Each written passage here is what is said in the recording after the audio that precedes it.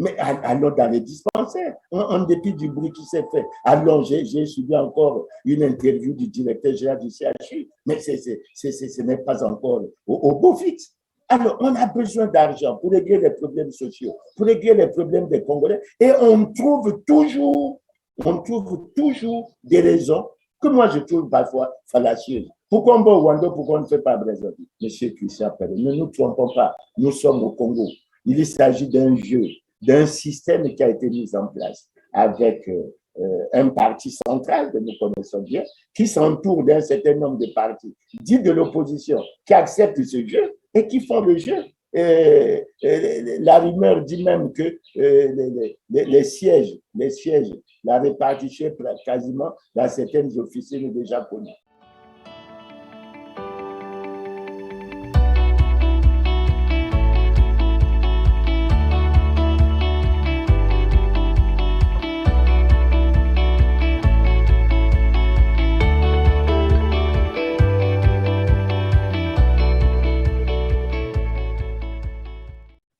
Bonjour, Monsieur Clément Mirassa. Vous êtes le président de la Fédération de l'opposition congolaise. Le 7 janvier 2022, vous avez introduit une requête aux fins de recours en inconstitutionnalité de l'article 6 de la loi numéro 4/2019 du 7 février 2019 relative à l'obligation de déclaration de patrimoine par les citoyens élus ou nommés à une haute fonction publique. C'est de cela que nous allons parler aujourd'hui. Merci d'être avec nous et bienvenue sur notre plateau. Merci bien, Monsieur Christian Pérez. Je suis très heureux de me retrouver encore une fois de plus avec vous. Bienvenue aussi à vous, mesdames, mesdemoiselles et messieurs, fidèles téléspectateurs, et merci d'avoir encore choisi Téler TV. Moi, c'est Christian Perrin. Monsieur Clément Mirassa, ma toute première question, c'est de savoir, croyez-vous encore en la justice congolaise? Je crois que le constat sur la justice congolaise a été fait lorsque le dernier état de la nation a été présenté. Je crois qu'on a présenté une justice qui a de sérieux problèmes. Et je crois que pour ceux qui ont suivi l'actualité au Congo, ils ont vu que suite à ce message, le président de la Cour suprême a pratiquement sillonné tout le pays pour relever à tous les services et indiquer clairement que l'appréciation que l'on se faisait d'elle, de cette justice, était vraiment mauvaise, même très préoccupante. Et je crois que tout le monde sait qu'on lui reproche beaucoup de choses. C'est probablement la deuxième requête que vous introduisiez à la Cour constitutionnelle. La toute première portait sur l'inconstitutionnalité du président de la République, donc Denis Sassou Nguesso, d'assumer en même temps les fonctions du président de la République et du président de son parti, le Parti congolais du travail. Là, la Cour constitutionnelle s'était avérée incompétente, à ce que je sache. Peut-être qu'on y reviendra encore. Et cette fois-ci, vous avez une fois de plus introduit une requête, mais aux fins de recours en inconstitutionnalité de l'article 6 de la loi numéro 4/2019. Quelle a été la suite? En tout cas, merci bien pour cette question. Merci d'abord de rappeler qu'en juillet 2020, j'avais introduit un recours en inconstitutionnalité de l'inéligibilité du président Denis Sassou Nguesso comme président du comité central du Parti congolais du travail, en fait président du Parti congolais du travail, parce que cela est en violation flagrante de l'alinéa 2 de l'article 80 de notre Constitution. Et vous connaissez, vous-même vous l'avez déjà indiqué, la Cour constitutionnelle s'est déclarée incompétente. Mais après que la Cour constitutionnelle se soit déclarée incompétente, elle a tenu quand même à notifier cette décision au président de la République, au président du Sénat, au président de l'Assemblée nationale, au premier ministre chef du gouvernement, au ministre de la Justice, des droits humains et de la promotion des peuples autochtones. Mais jusque-là, c'est le silence total, c'est le silence complet, alors que cette question n'a pas été résolue. Alors, on peut dire donc qui ne dit mot consent, c'est bien cela? La raison évoquée par la Cour constitutionnelle m'a moi-même surpris. Elle m'a beaucoup préoccupé. parce que la Cour constitutionnelle s'est déclarée incompétente dans ce qui concerne l'anticonstitutionnalité des actes et des activités posées par les partis politiques. Mais cette Cour constitutionnelle, elle a bien le droit de regarder tous les aspects d'anticonstitutionnalité et j'ai été surpris par ça. Mais cette fois-ci… Oui, c'est vrai qu'on va continuer, mais monsieur Clément Mirassa, vous avez dit que la Cour s'est déclarée incompétente. Et quand la Cour est incompétente, statuer sur certains problèmes, par exemple sur votre requête, qu'est-ce qui devrait s'en suivre? Bon, je pense qu'après que j'ai suivi ce que j'ai vu et ce que j'ai entendu, ce que j'ai reçu comme notification, je crois qu'il revient à l'autorité, au gouvernant, parce que le président de la République, dans la Constitution, a la mission de veiller au bon fonctionnement des institutions. Et je crois que lorsqu'on fait un constat comme celui-là, c'est à ce niveau que ça devrait être regardé. Mais je m'empresse de vous parler du nouveau recours. Le nouveau recours que j'ai introduit est relatif à la loi relative à la déclaration du patrimoine par tout citoyen élu ou nommé à une haute fonction. Je ne reviendrai pas sur ce que j'ai déjà dit, parce que cette disposition constitutionnelle existe depuis 2002. Donc, il y a pratiquement 20 ans qu'on aurait dû l'appliquer. Fort heureusement, je le dis, avec la pression de la Banque mondiale et du Fonds monétaire international, il y a cette loi qui a été adoptée, loi d'application qui a été adoptée en 2019, donc pratiquement plus de 15 ans après la Constitution de 2002. Alors, quel est le problème? Le problème, c'est que la Constitution dit clairement que tout citoyen élu ou nommé à une autre fonction doit déclarer son patrimoine au moment de la prise de fonction et au moment de la cessation de celle-ci. Il y a le texte… Oui, mais monsieur Clément Mirassa, avant d'aller dans le fond, est-ce que votre requête a été reçue? Ah ben, elle a été reçue, c'est moi-même qui suis allé la déposer au greffe de la Cour constitutionnelle. Et je crois qu'aujourd'hui, j'ai pris sur moi de la ventiler dans les réseaux sociaux, de la faire parvenir à un certain nombre de personnalités, le président de l'Assemblée, etc. Il y a bien des cachets qui certifient que la requête a été bien reçue à la Cour constitutionnelle. Maintenant, avant d'arriver au problème, je dirais quel est le problème? Le problème, c'est que la Constitution dit clairement que tout citoyen élu ou nommé à une autre fonction publique doit déclarer son patrimoine lors de la prise de fonction ou à la cessation de celle-ci. Il y a une loi d'application qui a été prise, qui s'est écartée de cette vision de la Constitution, qui a dit que cette déclaration pouvait se faire 3 mois après la prise de fonction. Maintenant, la Cour suprême en a donné une autre interprétation. Elle se fait, je vous prends un exemple pour vous donner une illustration. Le président de la haute autorité de la lutte contre la corruption a pris ses fonctions en 2020. Il a fait sa déclaration de patrimoine en 2021. Est-ce que c'est au moment de la prise de fonction? Le président du Sénat, dans le récépissé qui lui a été délivré, déclare avoir pris ses fonctions en 2017. Il fait sa déclaration en 2021.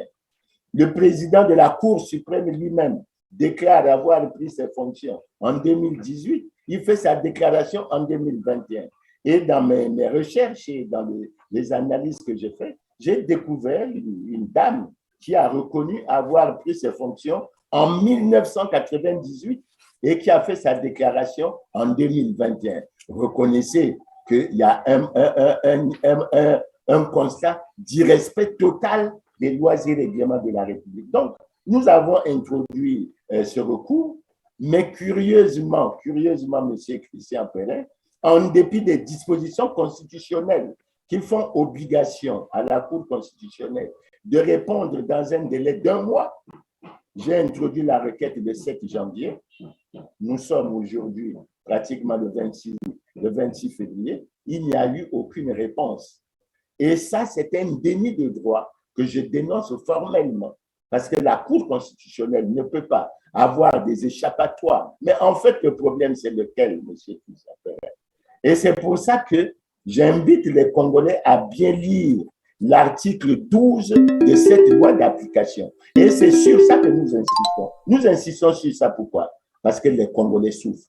Parce que nous avons besoin de l'argent.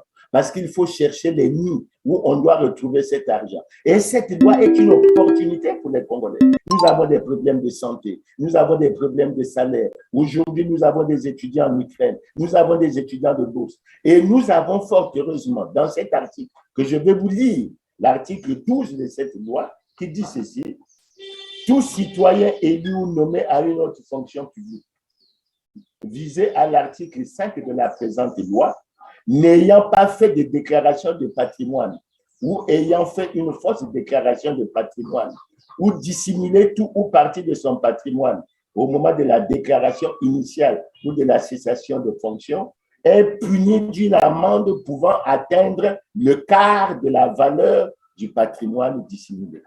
Et en l'espèce, cet article donne à la Cour suprême, notamment au procureur général de la Cour suprême, de mener les démarches pour faire le constat. Mais la préoccupation, c'est laquelle? Parce que quand je le dis, les gens considèrent ça, ce n'est pas de la provocation, nous sommes dans le droit. Je le dis parce que depuis 2002, le président de la République n'a pas déclaré son patrimoine. Ça veut dire que la Cour suprême, notamment le procureur général près la Cour suprême, devrait déjà faire ce constat.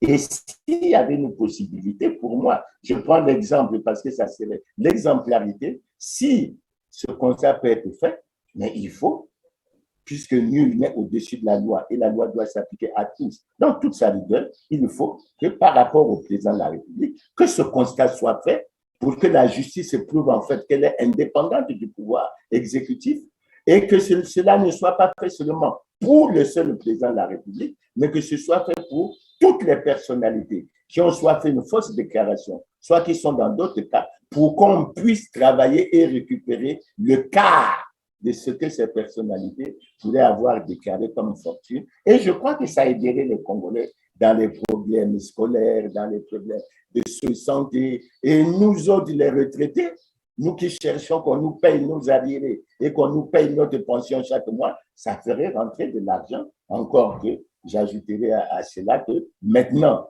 avec la crise ukrainienne, le baril de pétrole est pratiquement 100 $. Donc, on peut penser que les caisses de l'État devraient être pleines. Et moi, je fais une proposition. C'est pour ça que j'attache du prix au suivi de cette affaire de la déclaration du patrimoine, parce qu'elle a une incidence financière. Et cette incidence financière peut avoir une conséquence sociale, et cette conséquence sociale peut aider à améliorer la situation des citoyens congolais. Alors, il ressortait finalement que plus de la moitié d'ailleurs de ceux qui ont déclaré leur patrimoine n'avaient pas indiqué la date de la prise de fonction. Donc, cela peut être considéré comme une faute, je crois. Bon, j'ai regardé les récépissés. Je crois qu'en termes d'adresse, je n'y accorde pas beaucoup d'importance parce qu'en termes d'adresse, j'ai compris que beaucoup de personnalités ont choisi d'indiquer leur lieu de travail et non pas leur domicile en tant que tel. Je crois que… Mais là où il y a problème, et c'est le deuxième aspect que vous évoquez, parce que j'ai fait le décompte. Il y a près de 19 ministres sur 38, 19 ministres qui n'ont pas indiqué leur date de prise de fonction, mais qui, par contre, ont été invités à aller faire la déclaration de patrimoine. Comment peuvent-ils faire la déclaration de patrimoine alors que l'élément centralisateur et l'élément incitateur de la déclaration de patrimoine, c'est la date de prise de fonction? Quand vous ne connaissez pas votre date de prise de fonction, vous faites la déclaration du patrimoine, il y a déjà là un problème et on devrait se saisir de ça pour parler soit de fausses déclarations, soit de dissimulation. Et je crois que le fait qu'on ait attribué à la Cour constitutionnelle de s'occuper de ce problème pose problème parce que j'ai parcouru les récépissés qui ont été donnés. La plupart des membres de la Cour suprême, y compris le président de la Cour suprême, déclarent avoir pris fonction en 2018, ils déclarent en 2021. Ça veut dire qu'eux-mêmes, ils sont dans une situation délicate et qui ne leur permet pas d'avoir la neutralité voulue pour avancer dans ce problème. Alors donc, malgré toutes ces irrégularités, la Cour constitutionnelle ne vous a pas donné de suite. Est-ce que cela peut être un problème de délai simplement, ou bien c'est parce qu'elle ne veut pas répondre? Je crois que c'est simple. Moi, je donne une interprétation politique à l'attitude de la Cour suprême. La Cour suprême s'est rendue compte que la requête que j'ai montée était très bien montée, qu'il n'y avait pas d'autre solution que de déclarer que l'article 6 de la fameuse loi n'était pas en conformité avec la loi. Et si cet article disparaît, mais c'est tout l'édifice qui s'effondre.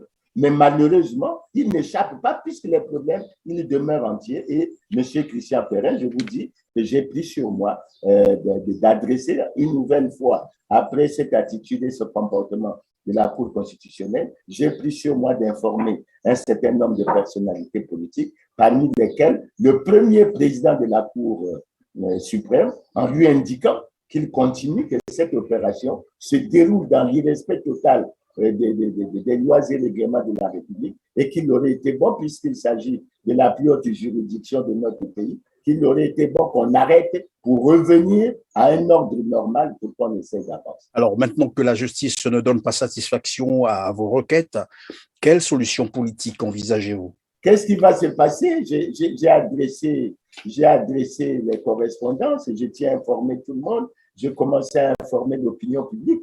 Le problème, c'est que l'opinion publique ne se saisit pas de ces dossiers, alors que ces dossiers sont faits pour défendre l'intérêt des Congolais. Et il est bon que les Congolais s'intéressent de plus en plus à ces affaires pour que nous puissions avancer. Oui, mais évidemment, qu'est-ce que vous faites pour sensibiliser les Congolais sur cette affaire? C'est ça le vrai problème. Le problème n'est pas d'attendre que les Congolais s'intéressent à ce dossier ou à cette affaire, mais le problème, c'est de leur faire comprendre, de susciter l'intérêt, comme les juristes aiment à le dire, pas d'intérêt, pas d'action.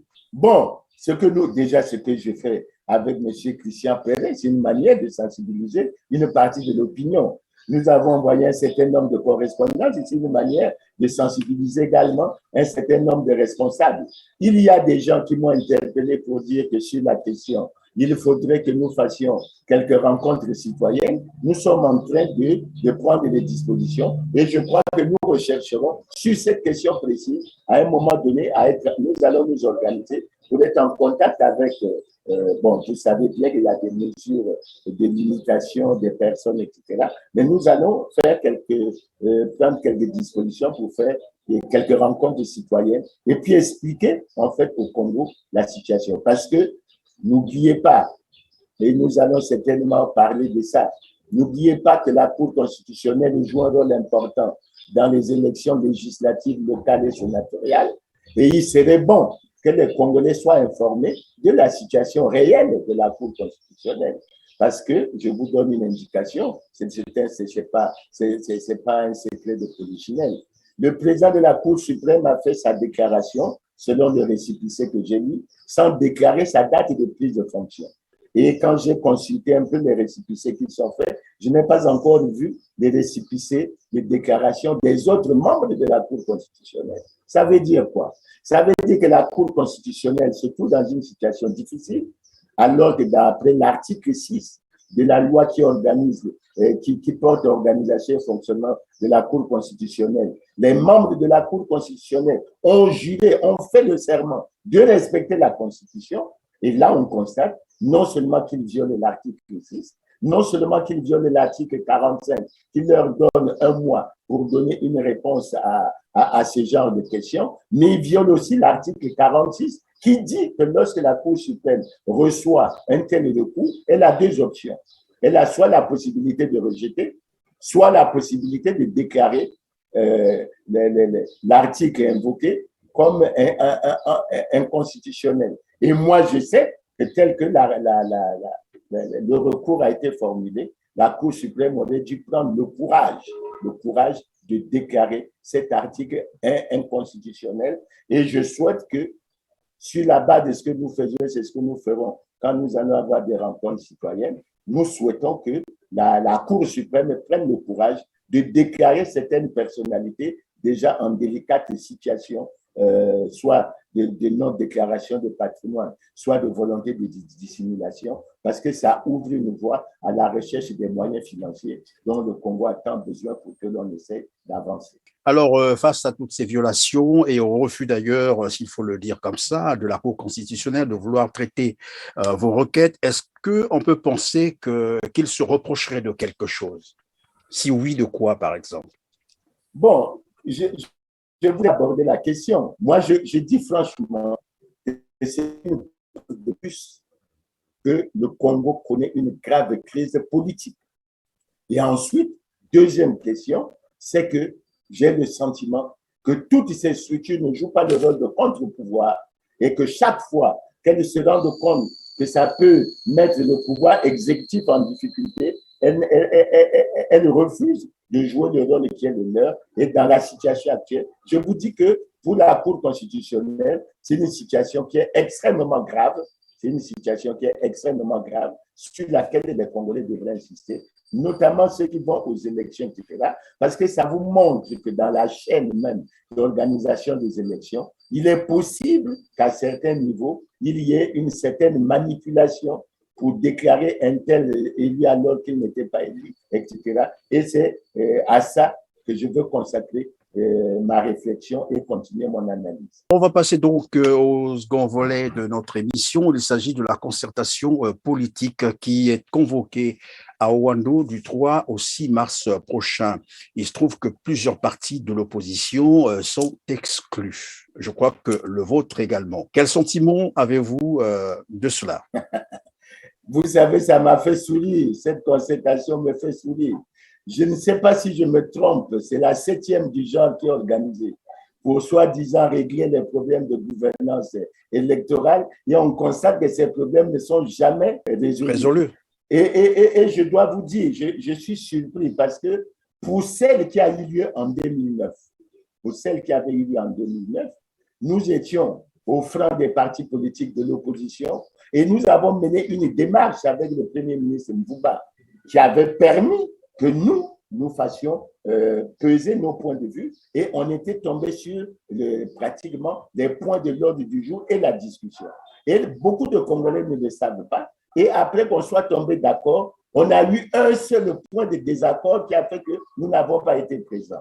Le point de désaccord, c'était lequel? Au moment où on devait s'apprêter à aller à la concertation, le gouvernement a proposé comme président de cette concertation, que Dieu ait son âme, le défunt Obamitou, et nous étions surpris parce que nous ne souhaitions pas ça en tant qu'opposition, c'était un éminent membre du bureau politique, mais le PCT a insisté, le gouvernement a insisté, nous avons accepté. En contrepartie, nous avons proposé Madame Aimé Niali, ancienne ministre, comme vice-président, et le gouvernement s'est catégoriquement opposé et ils ont dit que ça, c'était un refus total et il semble que les instructions qu'ils avaient reçues, c'était de ne pas accepter Madame Aimé Niali comme vice-présidente pour le compte de l'opposition. Et nous avions pensé qu'il ne faisait pas beau jeu. Nous, on acceptait ce qu'il proposait et il refusait et nous ne sommes pas partis. Mais, M.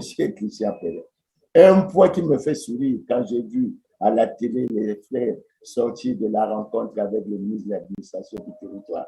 C'est la 7e concertation et c'est pour la première fois depuis 2009 qu'ils ont eu connaissance de l'ordre du jour avant la concertation. Ça veut dire que pour toutes les autres concertations qui ont eu lieu, ils étaient surpris par l'ordre du jour dans la salle. Maintenant, pour le reste, nous avons fait en tant que fédération de l'opposition congolaise une déclaration que nous avons ventilée. Et dans cette déclaration, nous avons essayé de faire ressortir un certain nombre de points fondamentaux. Le premier point fondamental que nous avons sorti, c'est que le président de la République est en situation manifeste d'incompatibilité constitutionnelle parce qu'il est président du Parti congolais du travail. C'est interdit par la Constitution. C'est une violation de la Constitution. Le deuxième point fort que nous avons relevé, c'est que le Parti congolais du travail, qui a élu le président Denis Sassou Nguesso comme président du comité central, a violé la Constitution, a violé les lois et règlements de la République. Et il y a un article 31 de la loi sur les partis qui dit que lorsqu'un parti se retrouve dans cette situation, il est suspendu par le ministre en charge de l'administration du territoire. Mais vous comprenez, le Parti congolais du travail, c'est le parti du président de la République, c'est le parti dont le président est le président de la République. Le ministre de l'administration du territoire est membre du bureau politique du Parti congolais du travail.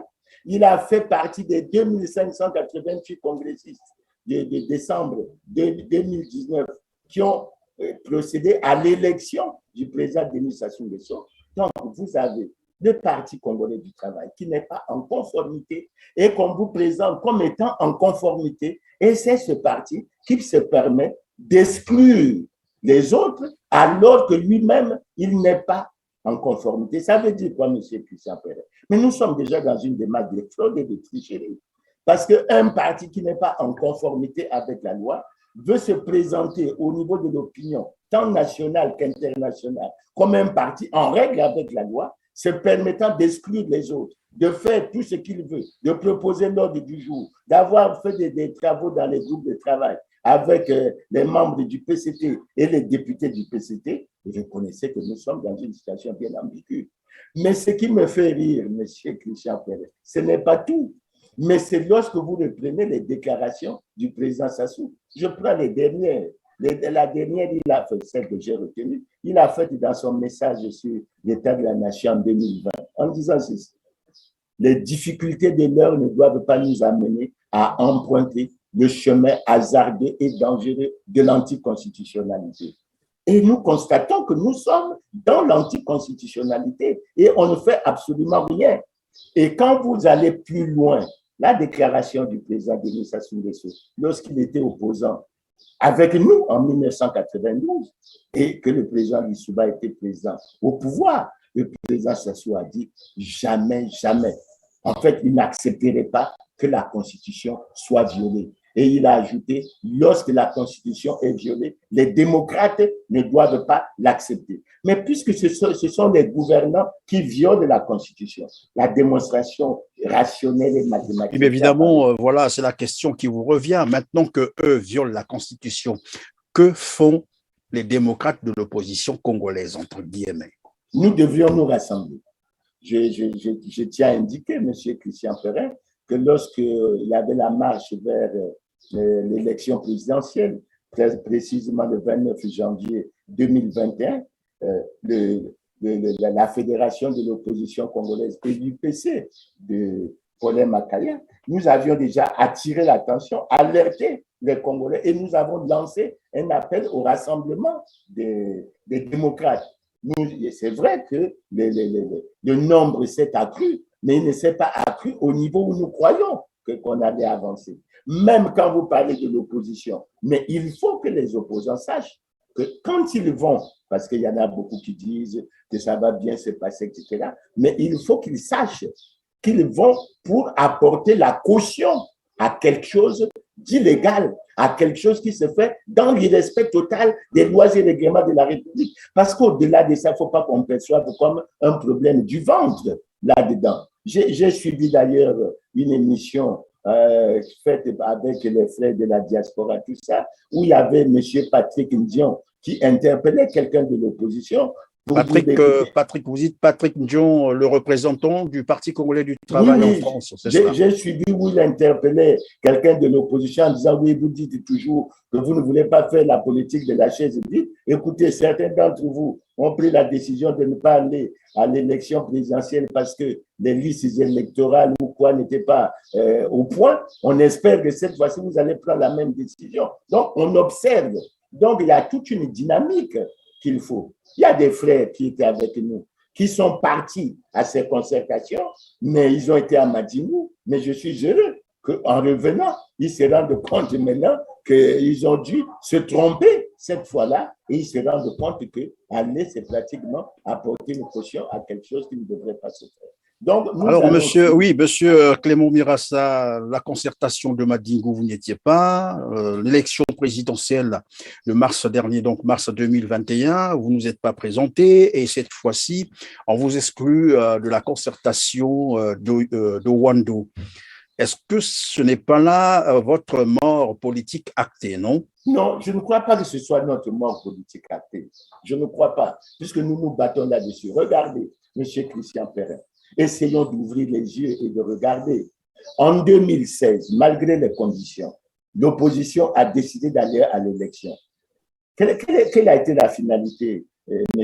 Christian Perret? Quelle a été la finalité? La finalité a été que Jean-Marie Michel Moukoko et André Okombi Salissa se sont retrouvés en prison.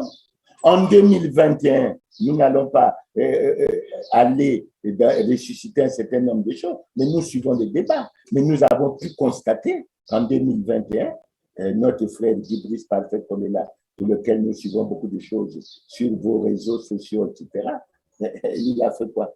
C'est curieusement le 21 mars, le jour de l'élection, ou le 22, que vous savez ce qui s'est passé. Et ça fait combien d'opposants? Il y a déjà 2 grands opposants en prison. Il y en a un qui a trouvé la mort, mais ça devrait permettre aux opposants de réfléchir. C'est vrai que je ne dis pas, je n'accuse personne, mais il y a un débat qui est là et il y a des questions qui peuvent être posées. Surtout que nous, dans le même temps, nous nous battons et nous souhaitons que Jean-Marie Michel Moukoko et André Okombi Salissa soient libérés. Et nous continuons ce combat. Donc, ce n'est pas la mort politique, parce que, M. Christian Ferrer, la politique, c'est une organisation, c'est des idées.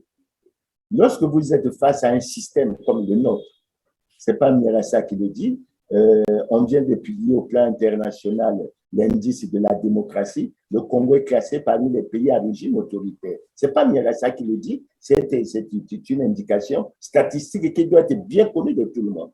Mais si les gouvernants congolais se préoccupent tant, sous l'impulsion du Fonds monétaire international et de la Banque mondiale, pour améliorer le climat des affaires, la question que je leur pose, qu'est-ce qu'ils font pour améliorer leur indice de démocratie pour que ce pays aille véritablement vers une démocratie? Je vais évoquer là-dessus la déclaration du président Gbagbo, que j'aime tant reprendre de temps en temps, à savoir la démocratie, c'est le respect des textes, à commencer par la plus grande norme en droit, qui est la Constitution. Qui ne respecte pas la Constitution n'est pas démocrate. Mais ça nous interpelle tous, nous les acteurs politiques congolais. Parce que si personne dans ce pays ne respecte les textes, on viole la Constitution, on ne respecte pas les serments, on ne déclare pas les biens. Ça veut dire qu'en réalité, nous ne sommes pas des démocrates. Et nous voulons assez souvent distraire l'opinion nationale et internationale. Nous voulons faire croire que nous vivons dans une démocratie, alors que nous sommes véritablement dans un régime autoritaire et dans une dictature. Maintenant, c'est à nous. Assez souvent, des critiques nous ont été faites, mais nous en tiendrons compte. Aujourd'hui, nous disons, le Parti congolais du travail n'est pas en conformité avec la loi.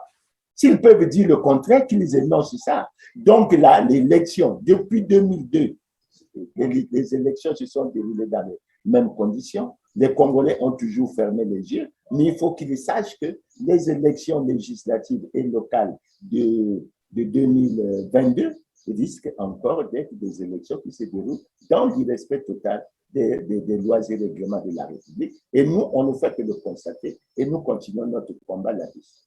Oui, vous allez continuer à constater et à observer cette posture jusqu'à quand exactement? Parce que je ne sais pas si vous êtes conscient que cette posture vous coûte aujourd'hui la méfiance des Congolais qui ne croient plus en vous. Vous me dites jusqu'à quand? Mais un combat politique, c'est un combat politique.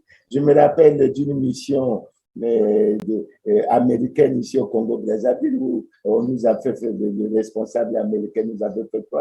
Il disait, mais vous savez combien de temps on a mis pour obtenir le vote des femmes aux États-Unis? Le combat, il faut le poursuivre, mais il faut être déterminé. Je sais là où vous voulez en venir, mais tout ce qu'on nous fait comme critique, là vous avez dit, Mathias Nzon, on a été ensemble en 2016. Mathias a refusé d'aller à l'élection. Et Mathias nous a accusés, nous qui avons choisi d'aller à l'élection comme pour faire le jeu du pouvoir. Bon, mais en 2000... Oui, mais puisque vous en parlez, Monsieur Clément Mirassa, alors, dans sa conférence de presse donnée le 19 février dernier à Brazzaville, Mathias Nzon a annoncé en réalité sa non-participation à la concertation politique d'Owando, mais en plus, il en appelle à une forme d'union sacrée de l'opposition pour essayer de changer la donne. Oui, je poursuis ce que je disais. En 2016, Mathias a pris cette position. Il n'est pas allé à l'élection. En 2021, en 2020, son parti a été à Madingu. Donc, il est parti vivre la réalité, alors que jusque-là, son parti n'était pas parti dans ces concertations. Après Madingu, Mathias Nzon a été candidat à l'élection présidentielle. Et vous avez suivi les déclarations qu'il a faites au sortir de cette élection. Donc, il est parti se frotter à cette réalité. Et aujourd'hui, il dit qu'il n'ira ni à la concertation, ni à l'élection, etc. Donc, il a compris le jeu. Maintenant, sur l'appel que Mathias Nzon a lancé, non, nous, on est prêts. Je dis nous, la Fédération de l'opposition congolaise, qui a des positions claires sur ces aspects, n'a aucun problème à ce qu'on se retrouve sur ce point précis avec des frères et sœurs pour que nous essayions d'examiner la situation, d'autant que dans les discours que j'ai entendus, que ce soit celui de Mathias Nzon, que ce soit celui d'Itadi, que ce soit même, j'ai entendu également vaguement le président Anguios Dupart au niveau des médias, ils ont un point commun. Ils souhaitent que nous allions à un dialogue national inclusif. Et vous savez que c'est une idée que nous défendons depuis longtemps. Donc, nous, en ce qui nous concerne, c'est Mathias Nzon. S'il nous contacte, je ne peux pas vous dire s'il nous a déjà contacté, mais nous sommes prêts à nous retrouver. Oui, mais c'est déjà un appel qu'il a lancé. Là. Il a dit il faut que l'opposition se rassemble. L'appel est déjà là, il est lancé. L'appel est là, nous y répondrons favorablement pour examiner ce qu'on peut regarder ensemble et pour présenter nos propositions qui sont claires dans la déclaration que nous avons faite. Et je suis heureux que cette déclaration ait été largement ventilée, elle a été largement diffusée. Je crois qu'on se comprendra parce que ça fait pratiquement 20 ans qu'on se bat. Regardez, quand vous prenez l'ordre du jour qui a été proposé par le ministre de l'administration du territoire, je vois le premier point, c'est la révision des listes électorales. Monsieur Christian Perret, mais ça me fait sourire. En 2013 à 2010, ceux qui ont pris part à cette concertation sont arrivés à la conclusion que la méthode de la révision des listes électorales ne permettait pas d'avoir la maîtrise du corps électoral, c'est-à-dire qu'elle ne permet pas d'avoir des listes électorales fiables. Et on est en 2022, 9 ans après, on revient sur le même problème. Donc, on va adopter une démarche tout en sachant. Et ils ont ajouté, quand on relit les documents, que ça ne permet pas la transparence des élections et ça ne permet pas la paix dans le pays. Que veut-on? Que veut-on? Je prends par exemple notre point. Et que disent-ils de la biométrie? Ben, la biométrie, vous savez bien ce qui a été dit à Madimou. Vous savez bien ce qui a été dit à Sibiti. Sur la biométrie, on a dit quoi? La biométrie est subordonnée à la réalisation du recensement général de la population. Et en plein confinement, que Dieu ait son âme, le défunt Premier ministre Clément Mwamba avait pris un texte pour lancer des enquêteurs tout azimut, comme quoi, malgré le confinement, il fallait qu'on travaille parce qu'on avait besoin du recensement. Le recensement est où? Il n'y a pas de recensement. Et vous savez bien que la statistique, c'est un outil précieux d'aide à la décision. Et quand on n'a pas, et je vois, vous faites bien d'évoquer ça, sans recensement, qu'est-ce que vous avez à l'ordre du jour? Mais on parle du découpage électoral. Ce découpage va se faire sur quelle base?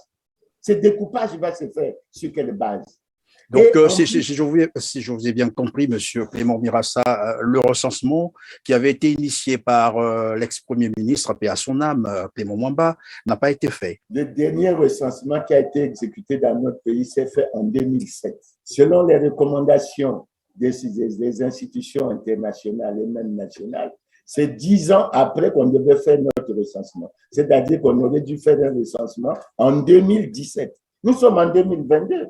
Et on constate chaque fois qu'on promet de faire cette opération à l'approche d'une élection et finalement, on vient constater que non, le recensement n'a pas pu se faire, il n'y a pas de moyens. Et ceux qui disent ça, M. Christian Perret, et c'est ça qui me choque, ceux qui disent ça, ils ont trouvé 3 milliards pour faire une opération coup de poing pour la COVID-19. Tout d'un coup, comme ça, le Conseil des ministres… Oui, évidemment, il y a aussi beaucoup de milliards pour organiser la concertation. C'est ça le problème. Donc, on trouve de l'argent pour toute autre chose, mais pas pour, en fait, ce qui concerne la vie de la nation. Oui, je vais arriver. J'ai vu sur les réseaux sociaux que ça je le dis avec beaucoup de pincettes, c'est certainement sur les réseaux sociaux, parce que le chiffre m'a un peu étonné. J'ai vu dans les réseaux sociaux que pour Rwanda, on aurait débloqué la rondelette somme de 5 milliards de francs CFA. Écoutez, nous sommes en crise. Et puis, monsieur Christian Perret, puisqu'on est sur ce sujet, et puisqu'on parle de la réduction du train de vie de l'État, vous trouvez normal qu'on déplace des gens à Ouando pour leur payer des frais, pour trouver des motifs, etc., alors que cette concertation pour des raisons économiques et financières aurait pu se tenir à Brazzaville? Vous trouvez? Mais alors, dans les dispensaires, en dépit du bruit qui s'est fait, alors j'ai suivi encore une interview du directeur général du CHU, mais ce n'est pas encore au beau fixe. Alors, on a besoin d'argent pour régler les problèmes sociaux, pour régler les problèmes des Congolais, et on trouve toujours des raisons que moi je trouve parfois fallacieuses. Pourquoi on va au Rwanda, pourquoi on ne fait pas Brazzaville? Mais je dis, du point de vue de la réduction du train de vie de l'État, on devrait faire l'effort de minimiser et de faire des économies sur ce genre de rubrique. Et il ne faut pas qu'on trouve des prétextes. J'ai lu, je n'entre pas dans ce débat de ventre ou quoi, etc. C'est regrettable. On aurait fait cette concertation à Brazzaville, on aurait dégagé des économies qui auraient pu servir à régler un certain nombre d'autres problèmes. Maintenant, je reviens à l'ordre du jour. Il y a un point où on dit renforcement des capacités de la Commission nationale électorale indépendante. Mais les Congolais sont des intellectuels, monsieur Christian Perret. Il ne faut pas qu'on continue à nous ridiculiser. Qu'est-ce que c'est qu'une commission nationale électorale selon les standards internationaux? Une commission nationale électorale indépendante, selon les standards internationaux, c'est une commission qui a la maîtrise de tout le processus électoral depuis les opérations préparatoires jusqu'à la proclamation des résultats. On ne va pas nous faire inventer le monde ici au Congo. Alors, on renforce quoi? Parce qu'en réalité, vous avez compris qu'en convoquant la concertation de Wando, c'est le ministre de l'administration du territoire, membre du bureau politique, placé sous la responsabilité du président de la République, qui est en même temps président du Parti congolais du travail. Donc, la chaîne, elle se déploie. Et vous verrez, puisque à Madibou, nous avons décrié ça, tout le présidium n'était composé que par des membres du bureau politique ou du comité central du Parti congolais du travail. Si je me souviens, je crois que la présidence était assurée par mon frère ministre d'État Firmin Ayessa, assisté de Pierre Mabiala et assisté de Raymond Boulou. Donc, vous voyez, c'était entièrement PCT et c'était entièrement membre du bureau politique parce que Pierre Mabiala et Firmin Ayessa sont des membres du bureau politique. Mboulou, Raymond Zéphirine Boulou, membre du comité central. Et vous avez vu le coup de gueule de Pascal Tchati Mabiala. Lorsqu'on lui a dit, mais si on n'a pas le consensus, on va aller au vote. Mais il s'est écrié. Il dit, mais tel que vous avez composé les choses, il n'y a pas de vote. Et il a même reconnu que finalement, tout avait été ficelé. Donc, il y a une situation, je ne sais pas. Et moi, je suis de ceux qui pensent que si les gens ont pensé que Madimbo était une catastrophe, qu'ils n'ont pas pu atteindre le consensus, Rwanda va être pire. Et moi, j'entends voir les frères et sœurs qui ont dit qu'ils ne pouvaient pas aller à une élection parce que les résultats étaient connus d'avance, qu'ils ne pouvaient pas aller à une élection parce qu'il n'y avait pas de liste électorale fiable. Comme il n'y a pas eu de changement structurel et radicaux, nous allons suivre leur comportement et nous allons voir comment ça va se passer. Quelle alternative proposez-vous finalement pour la sortie de crise que vit le Congo aujourd'hui? Et ça sera également votre mot de la fin. Nous avons dit, M. Christian Perret, de façon claire, nous ne sommes pas en harmonie avec le gouvernement lorsque le gouvernement ne reconnaît que 5 crises majeures. Et je vous les ai citées. Il parle de la crise sanitaire et vous voyez bien que les chiffres, on ne fait plus autant de bruit. Et il n'y avait même pas de raison d'aller vers une révision constitutionnelle pour amener la durée, je ne sais pas quoi, de l'état d'urgence ou quoi, à 90 jours. Et vous voyez bien que dans beaucoup de pays européens, les choses sont en train de prendre une autre tournure. Donc, vous aviez, il y a la crise économique et financière. On a signé avec le Fonds monétaire. Moi, nous attendons quand même de la transparence. Parce que comme sous le Premier ministre Clément Mwamba, nous souhaitons avoir le mémorandum des politiques économiques et financières et nous souhaitons avoir la matrice des mesures qui est annexée à cet accord. Il y a la crise sociale, il y a la crise des valeurs, il y a la crise de sécurité. C'est ça. Mais nous qui disions depuis de nombreuses années que le Congo traversait une grave crise multidimensionnelle, nous avons noté, nous disons au gouvernement, il y a une grave crise politique et il y a une grave crise électorale. Et nous pensons que le préalable pour la résolution de toutes les autres crises, c'est la résolution de la crise politique. Et c'est pour ça que nous évoquons. Vous croyez que ça me fait plaisir de dire, parce que certains me le reprochent, comment tu peux dire que le président de la République est en situation délicate, il manifeste d'incompatibilité. Mais ce n'est qu'un constat, ce n'est que la réalité. Ce n'est que de dire le droit. Et je ne peux pas faire autrement. Vous croyez que ça m'arrange de dire que le Parti congolais du travail n'est pas en conformité avec la loi et qu'il devrait être sanctionné? Alors, lui qui devrait être sanctionné, il ne l'est pas et on sanctionne d'autres partis au motif. Et mais ceux qu'on retient comme partis soi-disant légaux ou conformes à la loi, M. Christian Pelé, ne nous trompons pas, nous sommes au Congo. Il s'agit d'un jeu, d'un système qui a été mis en place avec un parti central que nous connaissons bien, qui s'entoure d'un certain nombre de partis dits de l'opposition, qui acceptent ce jeu et qui font le jeu. La rumeur dit même que les sièges, la répartition est quasiment dans certaines officines déjà connues. Bon, si c'est ça, ça ne sert à rien. Et si vous parlez là de la répartition des sièges au niveau de l'Assemblée nationale? Ah oui, c'est ce que la rumeur dit. Et vous savez, ce qu'on a reproché au président Lissouba, mais c'est ce qui se passe maintenant. Parce qu'on reprochait au président Lissouba, je ne sais pas si c'est un des ministres ou un des gouverneurs qui était avec lui qui l'avait dit, on ne perd pas une élection que l'on organise. Mais c'est bien le système actuel. Dans tous les cas, vous avez le président du Parti congolais du travail à la tête du pays. Vous avez le ministre de l'administration du territoire, membre du bureau politique du Parti congolais du travail. Vous avez les préfets, pour la plupart, c'est des membres du bureau politique du comité central. Vous avez les sous-préfets, etc., les maires.